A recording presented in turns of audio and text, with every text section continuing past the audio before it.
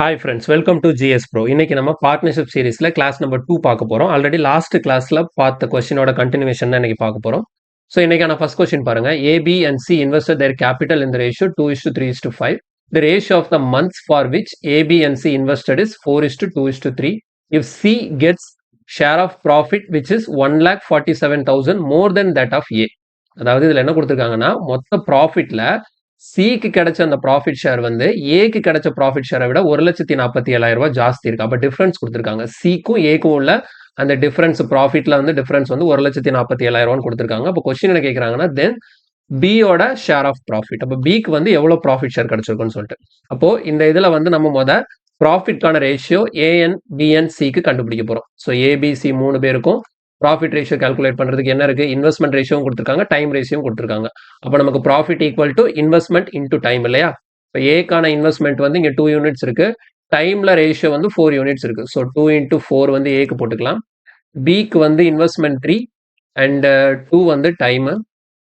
சிக்கு வந்து இன்வெஸ்ட்மெண்ட் வந்து 5 இருக்கு அண்ட் டைம் வந்து 3 இருக்கு. ஓகேவா? ஸோ 2:4. அப்போ வந்து 2 × 4, 3 × 2, 5 × 3. இதுக்கப்புறம் சிம்பிளிஃபை பண்ண முடியுதான்னு சொல்லி பார்க்கணும். பார்த்தீங்கன்னா சிம்பிளிஃபை பண்றதுக்கு 2 டேபிள் இங்கே கேன்சல் ஆகாது, 3 டேபிள் இங்கே கேன்சல் ஆகாது. ஸோ இதை இதுக்கு மேலே சிம்பிளிஃபை பண்ண முடியாது. மல்டிப்ளை பண்ணி போட்டோம்னா 2 4s are 8, 3 2s are 6 and 5 3s are 15. அப்போ 8:6:15 இதுதான் அவங்களுக்கான ப்ராஃபிட் ஷேரா இருக்க போகுது. நம்ம கொடுத்துருக்கிற அந்த 1,47,000ங்கிறது என்ன அப்படின்னா, சிக்கு கிடைச்ச ப்ராஃபிட் ஏக்கு கிடைச்ச ப்ராஃபிட்டை விட எவ்வளவு மோர் அப்படின்னு சொல்லி கொடுத்துருக்காங்க. அப்ப யூனிட் வைஸ் பார்க்கும்போது ஏக்கு 8 யூனிட்ஸ் இருக்கு, சிக்கு 15 யூனிட்ஸ் இருக்கு. அப்ப கம்பேரிட்டிவ்லி 8ல இருந்து 15 எவ்வளவு யூனிட் ஜாஸ்தி இருக்குன்னா, நமக்கு மொத்தம் 7 யூனிட் ஜாஸ்தி இருக்கு. இந்த 7 யூனிட்டோட வேல்யூ தான் எனக்கு 1,47,000 அப்படின்னா எனக்கு பியோட ஷேர் கேட்டிருக்காங்க. அப்ப பிக்கு வந்து இங்க 6 யூனிட்ஸ் இருக்கு. அப்ப 6 யூனிட்ஸ் எவ்வளவுங்கிறத கால்குலேட் பண்ணும். இப்போ 1 யூனிட் எவ்வளவு வரும்?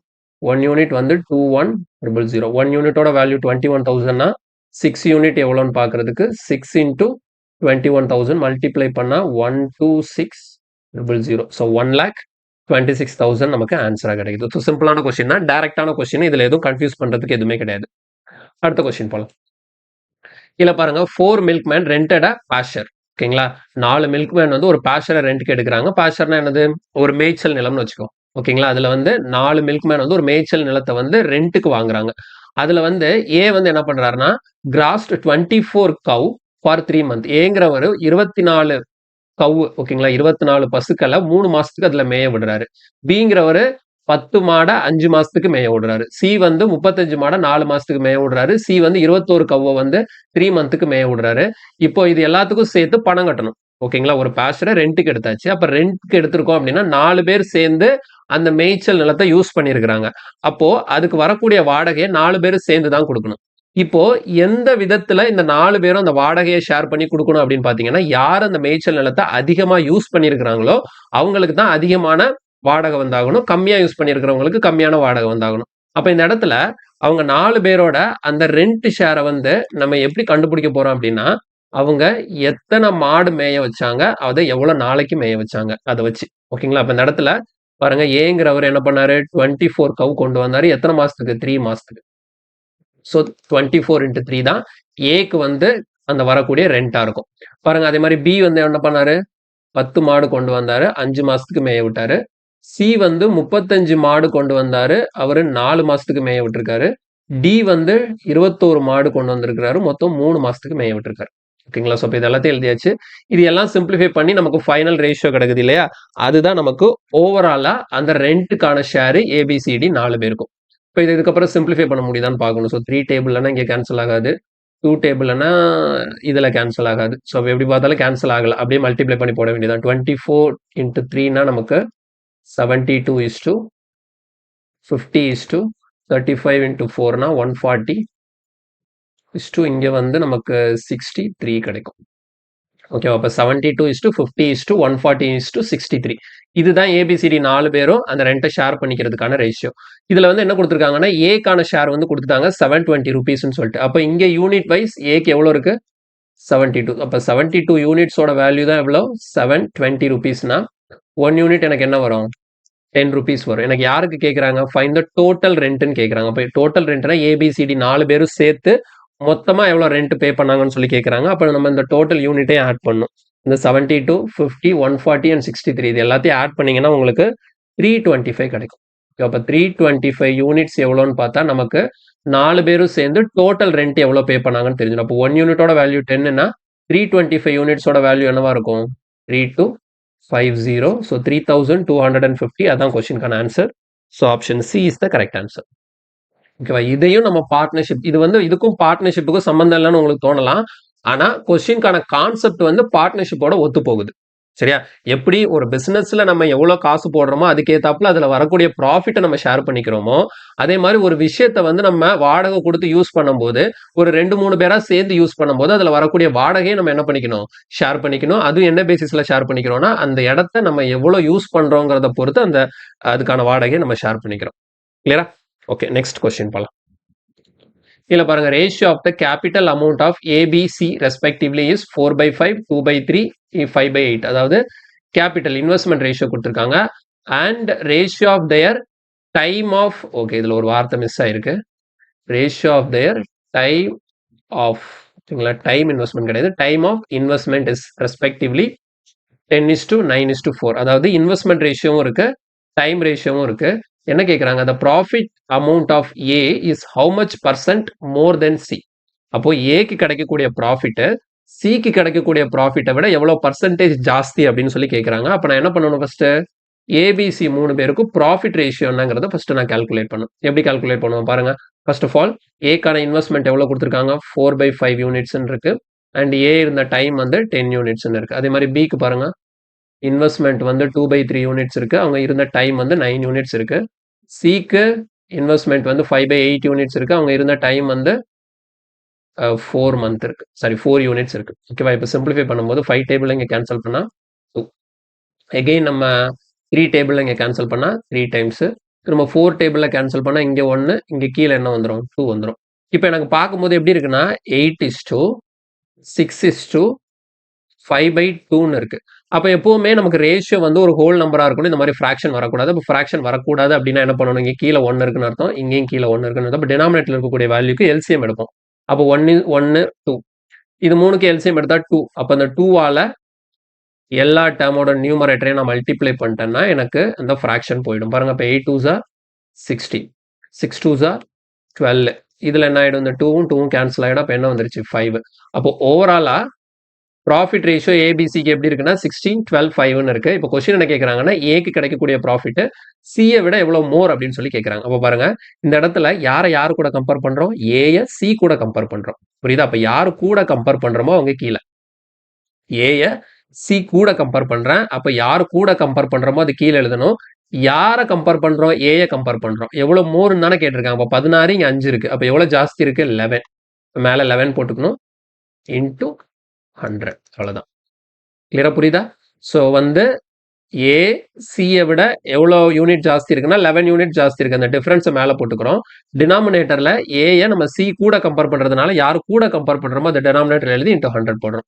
5ஆல கேன்சல் பண்ணும்போது இங்க 20. ஸோ 11 × 20னா நமக்கு எவ்வளோ வரும்? So answer is 220%. Option B. Okay, next question பாருங்க. A, B and C invest in a business. A invests 1/4 of the capital for 1/4 time. B invests 1/5 of the capital for 1/5 time, and the remaining capital is invested by C for the whole time. If the total profit is 7,830, then what will be the profit of C? அப்படின்னு சொல்லி question கேட்குறாங்க. இந்த கொஸ்டினை பொறுத்த வரைக்கும் first நம்ம என்ன பண்ணுவோம் பாருங்க, இன்வெஸ்ட்மெண்ட்டை மட்டும் பார்ப்போம். ஏ என்ன பண்றாரு? டோட்டல் கேபிட்டல்ல 1/4 இன்வெஸ்ட் பண்றாரு. பி என்ன பண்றாரு? டோட்டல் கேபிட்டல்ல 1/5 இன்வெஸ்ட் பண்றாரு. சி என்ன பண்றாரு? ரிமைனிங் கேபிட்டலா இன்வெஸ்ட் பண்றாருன்னு சொல்லி கொடுத்துருக்காங்க. அப்ப இந்த கொஸ்டினை பொறுத்த வரைக்கும் எனக்கு தெரிய வேண்டிய விஷயம்னா, நான் வந்து இங்க இன்வெஸ்ட்மெண்ட் ரேஷியோ எழுதுறதுக்கு முன்னாடி அவங்களோட டோட்டல் இன்வெஸ்ட்மெண்ட்டை என்னன்னு வச்சுக்கிறது. ஓகேவா? டோட்டல் இன்வெஸ்ட்மெண்ட்டை ஃபர்ஸ்ட் நான் ஃபிக்ஸ் பண்ணும். இந்த டோட்டல் இன்வெஸ்ட்மெண்ட்டை நான் எப்படி ஃபிக்ஸ் பண்ண போறேன் அப்படின்னா, ஏக்கு எவ்வளவு கொடுத்துருக்காங்க? 1/4. பிக்கு எவ்வளவு கொடுத்துருக்காங்க? மொத்த கேபிட்டல்ல 1/5. அப்போ இது ரெண்டுமே ஃபிராக்ஷன்ல இருக்கா? அப்ப டினாமினேட்டர்ல பாருங்க, இங்க 4 இருக்கு, இங்க 5 இருக்கு. அப்போ 4க்கும் 5க்கும் எல்சிஎம் என்ன? 20. அப்போ டோட்டல் இன்வெஸ்ட்மெண்ட்டை நான் 20 யூனிட்ஸ்னு வச்சுக்கிறேன். புரியுதா? டோட்டல் இன்வெஸ்ட்மெண்ட் எனக்கு 20 யூனிட்ஸ். அப்போ இந்த இடத்துல நான் ரேஷியோ எழுத போறேன் பாருங்க. A:B:C. இவங்க 3 பேருக்குமான இன்வெஸ்ட்மெண்ட் என்ன ரேஷியோங்கிறத இப்போ எழுத போறேன். ஏக்கு என்ன சொல்லியிருக்காங்க? டோட்டல் கேபிட்டல், அதாவது டோட்டல் இன்வெஸ்ட்மெண்ட்ல 1/4 வந்து ஏ இன்வெஸ்ட் பண்றாராம். அப்ப 20ல 1/4 எவ்வளோ? 5. 20ல 1/4 எவ்வளோ? 5. அதே மாதிரி பாருங்க பிக்கு. பி என்ன பண்றாரு? மொத்த கேபிட்டல்ல 1/5 சொல்லியிருக்காங்க. அப்ப மொத்த கேபிட்டல் எவ்வளோ? 20. 20ல 1/5 எவ்வளோ வரும்? 4. அப்போ 4 தான் யாரோட இன்வெஸ்ட்மெண்ட்? பியோட இன்வெஸ்ட்மெண்ட். சி என்னன்னு சொல்லியிருக்காங்க? ரிமைனிங் அப்படின்னு சொல்லி, அப்ப மிச்சம் இருக்கிறத தான் சி இன்வெஸ்ட் பண்றாங்க. அப்போ டோட்டல் கேபிட்டல் எனக்கு 20, ஏ 5, பி 4னா 5 + 4 எவ்வளோ? 9. அப்போ மொத்த 20ல இந்த ஏயும் பியும் சேர்ந்து 9 வந்து இன்வெஸ்ட் பண்றாங்கன்னா அப்ப மிச்சம் எவ்வளோ இருக்கு? பேலன்ஸ் 11. அப்ப 20ல 9 போக மிச்சம் 11 யார் இன்வெஸ்ட் பண்றா? சி இன்வெஸ்ட் பண்றாங்க. இப்ப எனக்கு என்ன தெரிஞ்சு போச்சு? ஏபிசிக்கான இன்வெஸ்ட்மெண்ட் ரேஷியோ தெரிஞ்சு போச்சு. இப்ப அடுத்த நெக்ஸ்ட் டைம்க்கு வாங்க. ஓகேவா? டைம் எப்படி கொடுத்துருக்காங்கன்னு பாருங்க.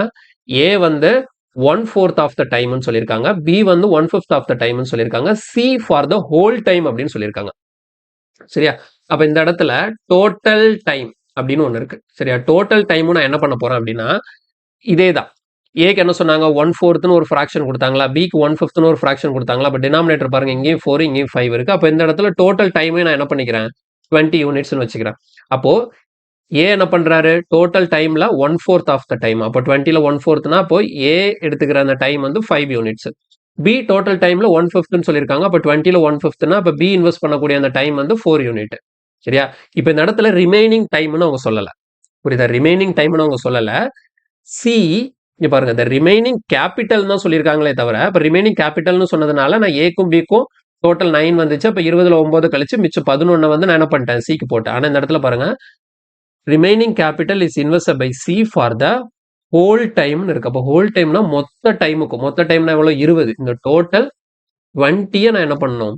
சிக்காக எழுதணும். இந்த இடத்துல இதுதான் கவனமா இருக்கணும். ரிமைனிங் எழுதி வச்சிடக்கூடாது. ரிமைனிங்னு கொடுத்தா தான் ரிமைனிங் எழுதணும். டோட்டல் ஹோல்னு சொன்னாங்கன்னா அவ்வளோத்தையும் தூக்கி மொத்தமா எழுதி வச்சிடணும். ஓகேவா? இப்போ பாருங்க, இன்வெஸ்ட்மெண்ட்டும் இருக்கு, டைமும் இருக்கு. இதை வச்சு என்ன பண்ணிடலாம்? ப்ராஃபிட் ரேஷியோவை ஈஸியாக கண்டுபிடிச்சலாம். ப்ராஃபிட் ரேஷியோ எப்படி கண்டுபிடிப்போம்? மல்டிப்ளை பண்ண வேண்டியதான். பாருங்க, இன்வெஸ்ட்மெண்ட்டே டைமே மல்டிப்ளை பண்ணா ப்ராஃபிட் ரேஷியோ கிடைச்சிடும். அப்போ 5 × 5 எவ்வளோ? 25. 4 × 4 16. தென் 11 × 20னா நமக்கு எவ்வளோ கிடைக்கும்? 220 கிடைக்கும். சரியா? 220. இப்போ நமக்கு வந்து ப்ராஃபிட் ரேஷியோ கிடைச்சிருச்சு. இப்போ இஃப் த டோட்டல் ப்ராஃபிட் வந்து 7,830னா எனக்கு என்ன கேட்குறாங்க? சியோட ப்ராஃபிட் என்னன்னு சொல்லி கேட்குறாங்க. டோட்டல் ப்ராஃபிட்னா இங்க இருக்கக்கூடிய யூனிட்ஸை ஃபுல்லாக ஆட் பண்ணும். 25, 16, அப்புறம் 220. இது எல்லாத்தையும் ஆட் பண்ணீங்கன்னா உங்களுக்கு 261 கிடைக்கும். இந்த 261 யூனிட்ஸ் தான் எனக்கு 7830 அப்படின்னா எனக்கு யாருக்கு? சிக்கு கேட்டதுனால 220 யூனிட்ஸோட வேல்யூ என்னங்கிறத நான் கால்குலேட் பண்ணா போதும்.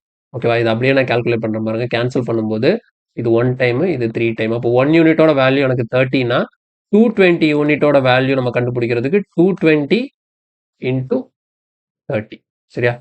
220 × 30னா எவ்வளோ வரும்? 66. ஒரு 2 0. ஸோ கொஸ்டினுக்கான ஆன்சர் வந்து நமக்கு ஆப்ஷன் பி 6600 கிடைக்குது. 6600 இஸ் த கரெக்ட் ஆன்சர்.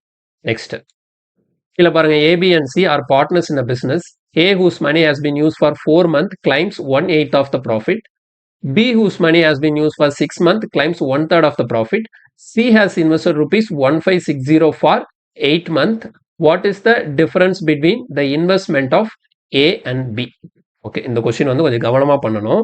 ஏன்னா இதுல வந்து கேர்லெஸ் மிஸ்டேக் வர்றதுக்கு நிறைய சான்சஸ் இருக்கு. ஃபர்ஸ்ட் நான் தனித்தனியா பிரிச்சுறேன். ஓகேவா? முத பாருங்க, டைம் எடுத்துக்கோங்க. சரியா? ஏ, பி, சி. ஓகேவா? இவங்க 3 பேருக்கும் என்ன கிளியரா இருக்கு அப்படின்னு பாத்தீங்கன்னா, டைம் வந்து கிளியரா இருக்கு. பாருங்க, ஏ என்ன பண்ணிருக்கிறாரு? ஏ whose money has been used for 4 month. அப்ப ஏக்கு 4 போட்டுறலாம். B whose money has been used for 6 month. அப்ப பிக்கு 6. அதே மாதிரி C has invested rupees 1560 for 8 month. ஓகேவா? அப்போ 3 பேருக்கு டைம் கிளாரிட்டியா இருக்கு. இப்ப இதுக்கு அடுத்தது இன்வெஸ்ட்மெண்ட்னு பார்க்கும்போது சிக்கு மட்டும்தான் அவர் இன்வெஸ்ட் பண்ண அமௌண்ட்டை கொடுத்துருக்காங்க. மற்ற 2 பேருக்கும் எவ்வளவு இன்வெஸ்ட் பண்ணாங்கன்னு கொடுக்கல, ரேஷியோவும் கொடுக்கல. அதர்வைஸ் என்ன கொடுத்துருக்காங்கன்னா, ஏ கிளைம்ஸ் 1/8 ஆஃப் த ப்ராஃபிட்னா டோட்டல் ப்ராஃபிட்ல 1/8 வந்து ஏ எடுத்துக்கிறாரு.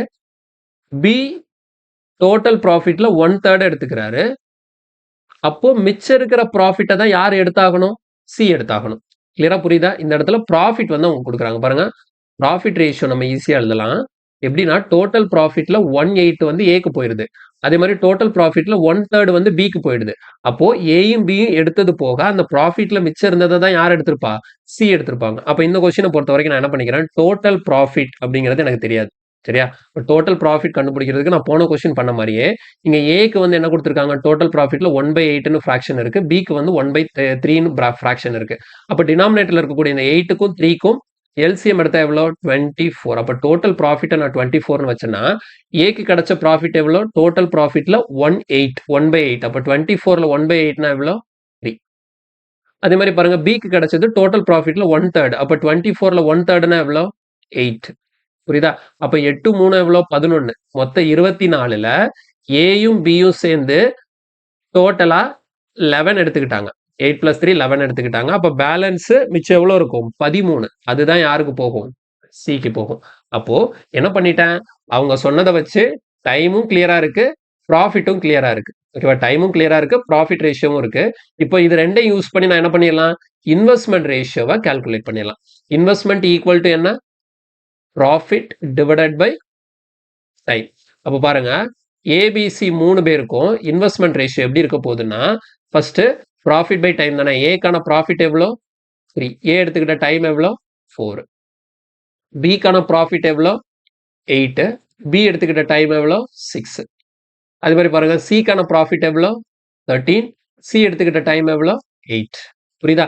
அப்போ 3 பேருக்கும் ஏக்கு அவரோட ப்ராஃபிட் பை டைம், பிக்கு அவரோட ப்ராஃபிட் பை டைம், சிக்கு அவரோட ப்ராஃபிட் பை டைம் போடும்போது எனக்கு இந்த இடத்துல என்ன ரேஷியோ கிடைச்சிரும்னா, இன்வெஸ்ட்மெண்ட் ரேஷியோ கிடைச்சிரும். இப்போ அதை சிம்பிளிஃபை பண்ணும்போது பாருங்க, டினாமினேட்டர்ல இது 2 டைம்ஸ் 2ஆல கேன்சல் பண்றேன். அப்போ இங்க ஃபுல்லா 2 3 4ன்னு வந்துடும். இப்போ இதுக்கப்புறம் வேற எங்கேயா கேன்சல் பண்ண முடியுதான்னு சொல்லி பார்க்கணும். இதுக்கப்புறம் கேன்சல் பண்ண முடியல. இப்போ ஃபிராக்ஷனா இருக்கிற ரேஷியோவை நார்மல் ரேஷியோவா மாத்தணும்.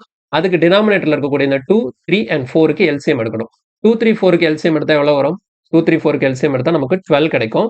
அப்ப அந்த 12ஆல என்ன பண்ணிக்கலாம், இந்த 3 டேர்மையும் மேல மல்டிப்ளை பண்ணிட்டேன்னா இது ஃபிராக்ஷன்ல இருந்து நார்மலா மாறிடும். ஓகே, பாருங்க, இந்த 2ஆல இங்க கேன்சல் பண்ணும்போது 6 டைம்ஸ், 3ஆல இங்க கேன்சல் பண்ணும்போது 4 டைம்ஸ், அகைன் 4ஆல இங்க கேன்சல் பண்ணும்போது 3 டைம்ஸ். ஸோ ஃபைனல் ரேஷியோ என்ன வருது இன்வெஸ்ட்மெண்ட்டுக்கு? 6 3s are 18 இல்லையா? வேற எங்கேயா கேன்சல் பண்ண முடியுமா? அவ்வளவுதான். ஸோ நம்ம மல்டிப்ளை பண்ணும்போது 3 × 6 எவ்வளோ கிடைக்கும்? இதில் 18 is to 8 4s are 32 and 13 3s are 39. அப்போ 18 32 39 இதுதான் என்னது? ஏபிசி 3 பேரோட இன்வெஸ்ட்மெண்ட் ரேஷியோ. இப்போ நேரா கொஸ்டினுக்கு வாங்க. எனக்கு சி எவ்வளோ இன்வெஸ்ட் பண்ணாங்கன்னு சொல்லி இருக்கு. 1560 ரூபா தான் சியோட இன்வெஸ்ட்மெண்ட். என்ன கேட்குறாங்க? What is the difference between the investment of A and B? அப்போ ஏக்கும் பிக்கும் உள்ள அந்த இன்வெஸ்ட்மெண்ட்டுக்கான டிஃபரன்ஸ் என்னன்னு சொல்லி கேட்குறாங்க. அப்போ பாருங்க, இந்த இடத்துல சிக்கு இன்வெஸ்ட்மெண்ட் எவ்வளோ யூனிட் இருக்கு? 39 யூனிட்ஸ் இருக்கா? ஸோ 39 யூனிட்ஸோட வேல்யூ தான் எவ்வளோ? 1560. 39 யூனிட்ஸோட வேல்யூ தான் 1560. நமக்கு கேட்கறது ஏக்கும் பிக்கும் உள்ள டிஃபரன்ஸ். இங்க 18 இருக்கு, இங்க 32 இருக்கு. அப்ப டிஃபரன்ஸ்னு பார்த்தா எவ்வளோ இருக்கு? ஒரு 14. சரியா? ஸோ இப்போ 14 யூனிட்ஸ் எவ்வளோன்னு கால்குலேட் பண்ணா போதும். அப்போ 39ஆல இங்க நான் கேன்சல் பண்ணும்போது இப்போ 1 யூனிட்டோட வேல்யூ எனக்கு 40 வரும். அப்போ 14 யூனிட் வேல்யூனா 14 × 40. அப்போ எவ்வளோ? 40 56. ஸோ 560. ஸோ கொஸ்டினுக்கான ஆன்சர் வந்து ஆப்ஷன் பி 560 கிடைக்கும். புரியுதா? ஸோ ரொம்ப ஈஸியான ஒரு கொஸ்டின் தான். கொஞ்சம் கான்சென்ட்ரேட்டடா பண்ணணும். தப்பு விடுறதுக்கு நிறைய சான்சஸ் இருக்கு. கிளியர் தானே? ஓகே, இந்த மாதிரி கொஸ்டின்லாம் திரும்ப எழுதி எழுதி ப்ராக்டிஸ் பண்ணி பாருங்க. ஏன்னா டேட்டாவை கரெக்டாக எடுக்கணும், எந்த இடத்துல தப்பு பண்ணிடக்கூடாது. அடுத்தது இல்ல பாருங்க, A B and C all together invest rupees 48,000. அப்போ 48,000ங்கிறது ஏபிசி 3 பேருக்குமான total investment amount and ratio of their time. இதுலயும் ஒரு சின்ன மிஸ்டேக் இருக்கு, ஒரு நிமிஷம். Ratio of their time of, ஓகேங்களா, டைம் ஆஃப் இன்வெஸ்ட்மெண்ட். அப்போ இந்த 99 77 84ங்கிறது டைம் ரேஷியோ. சரியா? டைம் ரேஷியோ கொடுத்துருக்காங்க. And ratio of their profit amount is respectively 3 to 4. Find the investment amount of A. அப்போ இதுல என்ன இருக்கு? டைம் ரேஷியோ கிளியரா இருக்கு, ப்ராஃபிட் ரேஷியோவும் கிளியரா இருக்கு. அப்போ ப்ராஃபிட் ரேஷியோவையும் டைம் ரேஷியோ வச்சு என்ன பண்ணிடலாம்? இன்வெஸ்ட்மெண்ட் ரேஷியோவை கண்டுபிடிச்சிடலாம். இன்வெஸ்ட்மெண்ட் ரேஷியோ தெரிஞ்சிருச்சுன்னா அப்போ டோட்டல் இன்வெஸ்ட்மெண்ட் இங்க இருக்கு, அதை வச்சு எனக்கு ஏயோட இன்வெஸ்ட்மெண்ட்டை கண்டுபிடிச்சலாம். புரியுதா? ஸோ இந்த கொஸ்டின் வந்து உங்களுக்கு ப்ராக்டிஸ் என்ன. ஸோ இது வந்து சால்வ் பண்ணுங்க. இந்த கொஸ்டினுக்கான ஆன்சர் வந்து ஆப்ஷன் சி 14,000 கிடைக்கும். ட்ரை பண்ணி பாருங்க. நெக்ஸ்ட் இல்ல பாருங்க, rupees 15,000 was invested by A and B together to start a small business. They got a profit of rupees 2,000 at the end of the year. B took his profit share of rupees 600. How much did A invest? அப்ப இந்த கொஸ்டினை பொறுத்த வரைக்கும் நமக்கு டைமை பத்தி எந்த டீட்டெயிலுமே அவங்க பேசவும் இல்லை கொடுக்கவும் இல்லை. ஓகேவா? அப்ப டைம் இதுல தேவை கிடையாது. ஜஸ்ட் இன்வெஸ்ட்மெண்ட்டும் ப்ராஃபிட்டும் மட்டும்தான். அப்ப டைம் இல்லாத பட்சத்துல என்ன நினைச்சுக்கணும்? அப்ப 3 பேருக்குமே டைம் சேம் தான் அப்படின்னு நினைச்சுக்கணும். அப்ப டைம் வந்து இதுல ஒரு பெரிய ரோல் பிளே பண்ண போறது இல்ல. நம்ம ஜஸ்ட் இன்வெஸ்ட்மெண்ட் ரேஷியோ என்னவோ அதுதான் ப்ராஃபிட் ரேஷியோ, அதே மாதிரி ப்ராஃபிட் ரேஷியோ என்னவோ அதுதான் இன்வெஸ்ட்மெண்ட் ரேஷியோ. ஓகேவா? இதுல 2 பேர் தான், ஏபின்னு 2 பேர் தான் கொடுத்துருக்காங்க பாருங்க. இப்போ ஏக்கும் பிக்கும் இன்வெஸ்ட்மெண்ட் வந்து டோட்டல் இன்வெஸ்ட்மெண்ட் வந்து 15,000 கொடுத்துருக்காங்க. அதுல என்ன கொடுத்துட்டாங்க? ஏயும் பியும் சேர்ந்து டோட்டலா சம்பாதிச்ச ப்ராஃபிட் வந்து 2,000 இருக்கு. அதுல பி வந்து 600 ரூபாய் போயிடுச்சா. அப்ப பாருங்க ப்ராஃபிட் ரேஷியோ எழுதுறேன்.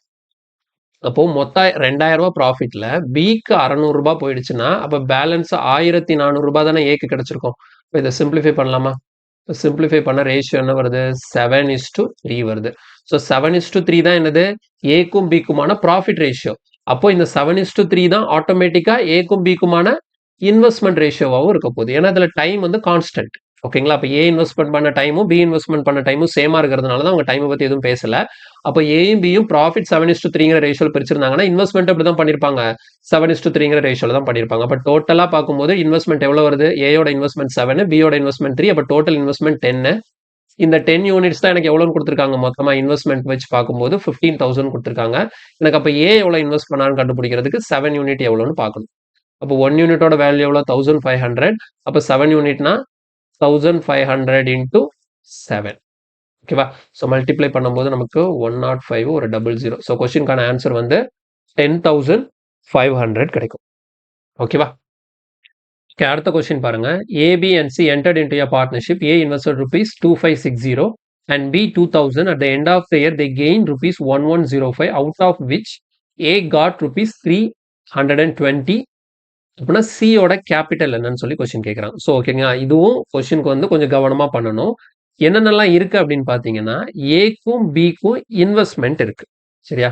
இப்போ பாருங்க. ஸோ ஃபர்ஸ்ட் இந்த இடத்துல இன்வெஸ்ட்மெண்ட்னு போட்டுக்கிறேன். சரியா? இன்வெஸ்ட்மெண்ட்டை பொறுத்த வரைக்கும் ஏயோட இன்வெஸ்ட்மெண்ட் எவ்வளோன்னா 2,560 ரூபாய். பியோட இன்வெஸ்ட்மெண்ட் வந்து 2,000 ரூபாய். நமக்கு என்ன தெரியாது? சியோட இன்வெஸ்ட்மெண்ட் தான் கேட்டிருக்காங்க. சியோட கேபிட்டல் கண்டுபிடிக்கணும். சரியா? இப்போ அதே மாதிரி ப்ராஃபிட் வச்சு பார்க்கும்போது பாருங்க, டோட்டல் ப்ராஃபிட் இந்த இடத்துல தனியா ப்ராஃபிட் எழுதுறேன். ப்ராஃபிட் வச்சு பார்க்கும்போது ஏ, பி, சி 3 பேர்ல எனக்கு என்ன கொடுத்துருக்காங்கன்னா டோட்டல் ப்ராஃபிட் கொடுத்தாச்சு. டோட்டல் ப்ராஃபிட் கொடுத்தாச்சு. அதுல என்ன கொடுத்துருக்காங்க? ஏ வந்து 320 ரூபாய். ஏக்கு வந்து அதுல 320 ரூபாய். 320 அப்படிங்கிறது என்னது? ஏக்கான ப்ராஃபிட். இப்ப டோட்டலா ஓவரால் ப்ராஃபிட் எவ்வளவு கிடைச்சிருக்குன்னா 1,105 ரூபாய் கிடைக்குது.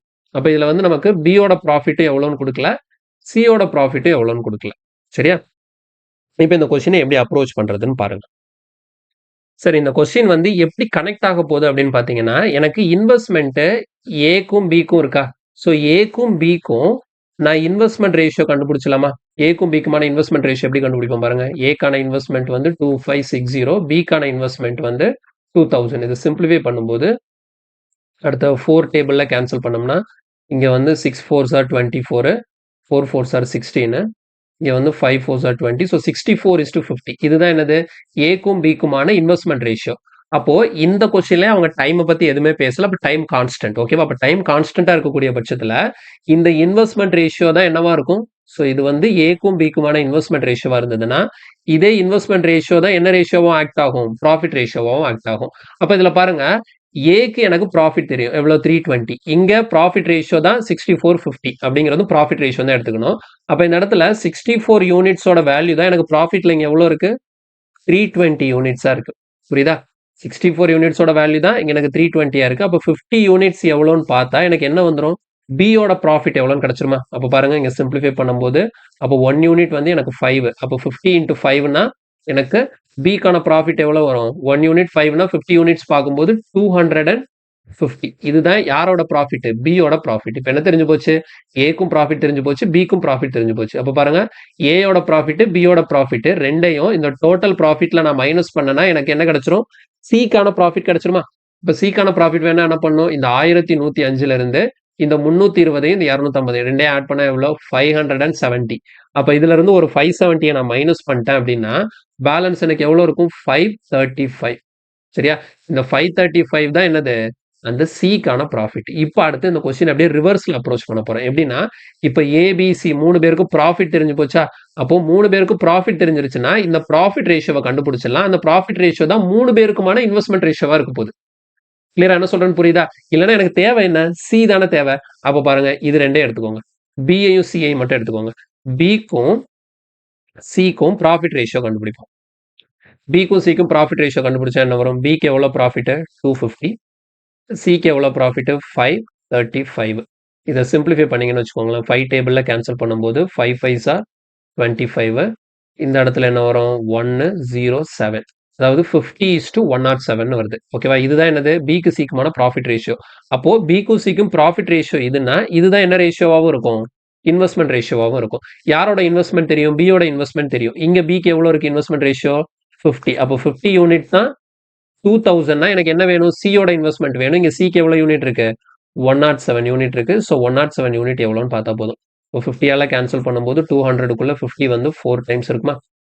ஸோ அப்போ 40. அப்போ 1 யூனிட்டோட வேல்யூ 40னா 107 யூனிட் எவ்வளோன்னு பார்க்கறதுக்கு 107 இன்டூ 40 ரெண்டையும் மல்டிப்ளை பண்ணும்போது நமக்கு 4280.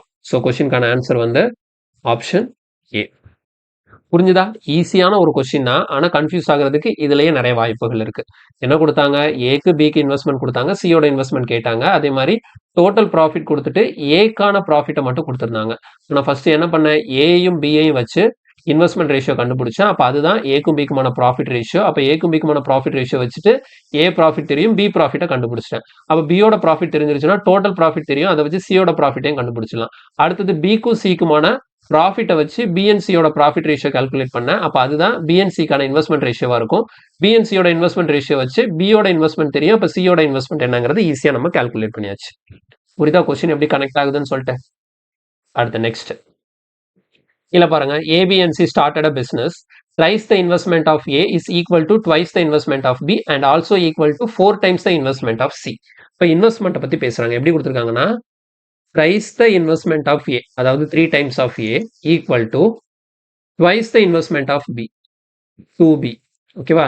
is also equal to 4 times the investment of C, 4C. அப்ப இது மூணு எதுக்கு? இன்வெஸ்ட்மெண்ட்டுக்கான ரிலேஷன். இப்போ இந்த கொஸ்டின்லேயே டைம் பத்தி எதுவுமே பேசல. ஸோ டைம் கான்ஸ்டன்ட் நினைச்சுக்க வேண்டியதான். அப்போ ஜஸ்ட் இன்வெஸ்ட்மெண்ட் மட்டும் தான். இன்வெஸ்ட்மெண்ட் ரேஷியோ என்னவோ அப்போ அதுதான் ப்ராஃபிட் ரேஷியோ. அப்போ இதை வந்து நம்ம ரேஷியோவா கன்வெர்ட் பண்ணும்போது எப்படி வரும்?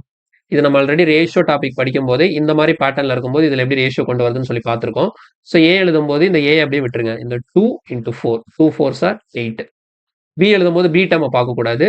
ஏக்கு முன்னாடி 3 இருக்கு, சிக்கு முன்னாடி 4 இருக்கு. So 3 into 4 12. சி எழுதும் போது சியை பார்க்கக்கூடாது. இந்த 3 into 2 எவ்வளோ? 6. ஸோ 8:12:6. இதுதான் ஏபிசி 3 பேருக்குமான இன்வெஸ்ட்மெண்ட் ரேஷியோ. ஓகே, நெக்ஸ்ட் இதை நம்ம சிம்பிளிஃபை பண்ணிக்கலாம். அப்படிதானே? 2 டேபிள்ல கேன்சல் பண்ணா இது 4 டைம்ஸ், இது 6 டைம்ஸ், 3 டைம்ஸ். அப்போ 4:6:3 வருது. இதுதான் ஏபிசிக்கான இன்வெஸ்ட்மெண்ட் ரேஷியோனா ஆட்டோமேட்டிக்கா இதுதான் என்ன ரேஷியோவாகவும் இருக்கும்? ப்ராஃபிட் ரேஷியோவாகவும் இருக்கும். அப்போ 463 இது 3 இந்த ரேஷியோ படி தான் அவங்க 3 பேரும் ப்ராஃபிட்டை ஷேர் பண்ணிக்கணும். இதுல என்ன கொடுத்துருக்காங்கன்னா சியோட share out of total profit is 4863. அப்போ மொத்த ப்ராஃபிட்ல சிக்கான ஷேர் கொடுத்துருக்காங்க. இங்க சிக்கு எவ்வளவு யூனிட்ஸ் இருக்கு? 3 யூனிட்ஸ் இருக்கு.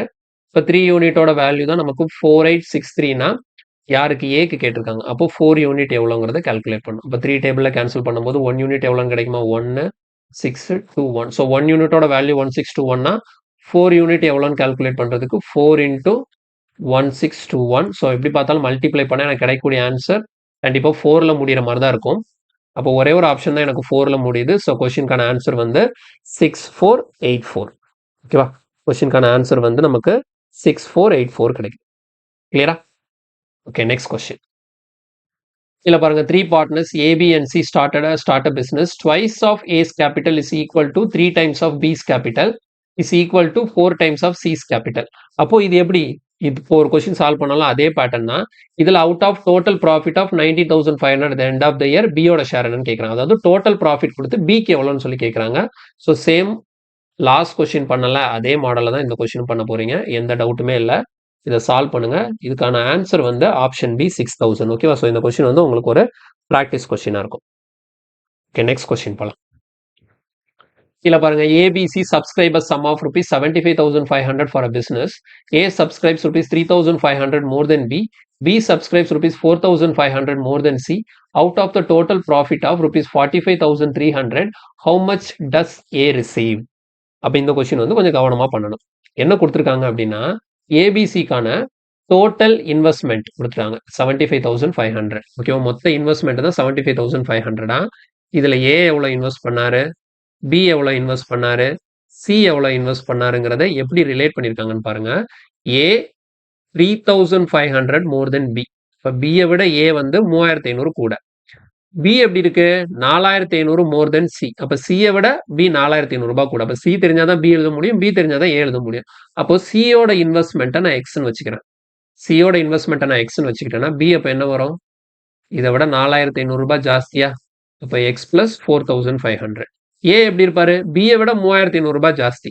அப்போ இந்த எக்ஸ் பிளஸ் 4,500 கூட பிளஸ் ஒரு 3,500 சேர்த்தோம்னா நமக்கு என்ன வரும், எக்ஸ் பிளஸ் இந்த 4,5 பிளஸ் 3,5னா எவ்வளவு ஆச்சு நமக்கு, 8,000 ஆச்சு. ஓகேவா, எவ்வளவு ஆச்சு, 8,000 ஆச்சு. ஸோ அப்போ ஏ கொண்டு வர காசு வந்து எக்ஸ் பிளஸ் 8,000 இருக்கும். கிளியரா, ஏ கொண்டு வர காசு வந்து எக்ஸ் பிளஸ் 8,000 இருக்கும். இப்போ கரெக்டா எழுதியாச்சு, ஏக்கு பிக்கு சிக்கு எவ்வளோன்னு சொல்லிட்டு தெரிஞ்சு போச்சு.